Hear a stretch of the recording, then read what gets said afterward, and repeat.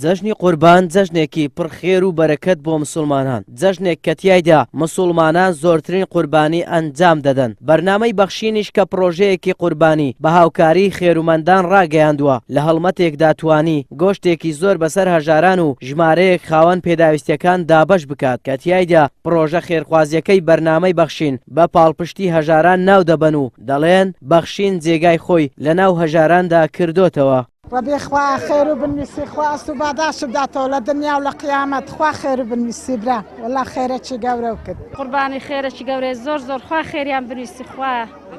أرزو بعداشتيان بداتو لو دنيا خوا لقيامت خوا خيريان بنويسي ربي خوا بعداشتيان بداتو خوا خيريان بنويسي خوا زياتيان بدات يا ربي شتي باشا خيرا قاهي بياري والله قاهي بيتن هن خيرا هن خوشا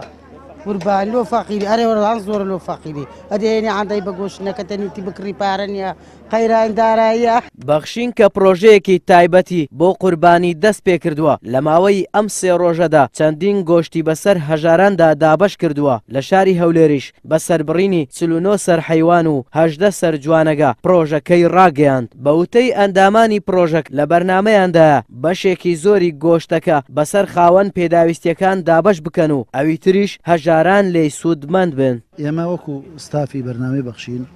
هەستان بەو پرۆژەیە کە لە هەولێر ئەنجامماندا بەیانی لە بەیانیەوە لە نوێژی بەیانیەوە ئێمە بەرەو سەربڕخانە ڕۆیشتین تقریبان 18 سەر لە ڕەشەوڵاغ و 49 سەر لە بزن و مەڕ و ئەوانە سەر بردراو لەوێ الحەمدوللا کراوە گۆشت و هێنامانەوە ئێرە لە لێرش خەریکی شێشانی 500 کیلۆ گۆشت کە دەکات 250 جێ بۆ بیرکۆڵان و نابیستایان و نابینایان و چەند دەستگایەکی کە لەوێندەر بەڵێ بۆیان بەڕێکرا و ئەلحەمدوللا بە سەریاندا تەوزیع کرا و ئێستاش نێزیکی 200 خانەوادەی بێباوک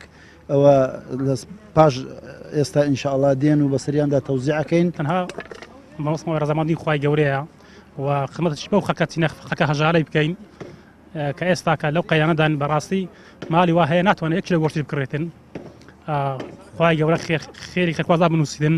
کە ئەو سارەکە زۆر بەگەرمگوڕی الحەمدوللا هاتون بەرەو پێش بەرەو قوربانی لۆمان الحەمدوللا تا ڕادێک باشە بە زۆر ساڵان ژنێ بەڕاستی بەس باشە الحەمدوللا لە چاو قەیرانەی زۆر باشە الحەمدوللا خوا بە زیادی 2 ساڵە بەشداری تیا دەکەم ئەگە پارەش نەبوو قوربانی بکە لە کارێکی وا بەشداری بکاتن کەمچێک زۆر چاکە خێرشی چاکە. ئەنجامدانی قوربانی کە دەبێتە زەخیرەیەک بۆ پاشە ڕۆژی مسلمانان کە خودای گەورە فەرموویەتی لەگەڵ ڕژانی یەکەم دڵۆپە خوێن لە گوناهی ئەو کەسە خۆش دەبێت کە قوربانی ئەنجام دەدات. بەرنامەی بەخشینیش کە ساڵ بە ساڵ پرۆژەکەی فراوان دەبێت بۆتە جێی سەرنجی خێرخوازان و بە دەستگایەکی متمانە پێکراوی دەزانن کە ساڵانە دەیان سەر ئاژەڵی قوربانی لە ڕێگەی بەرنامەی بەخشینەوە سەرپەرشتی دەکرێت. ئاراس عەزیز کەناڵی پێام هەولێر.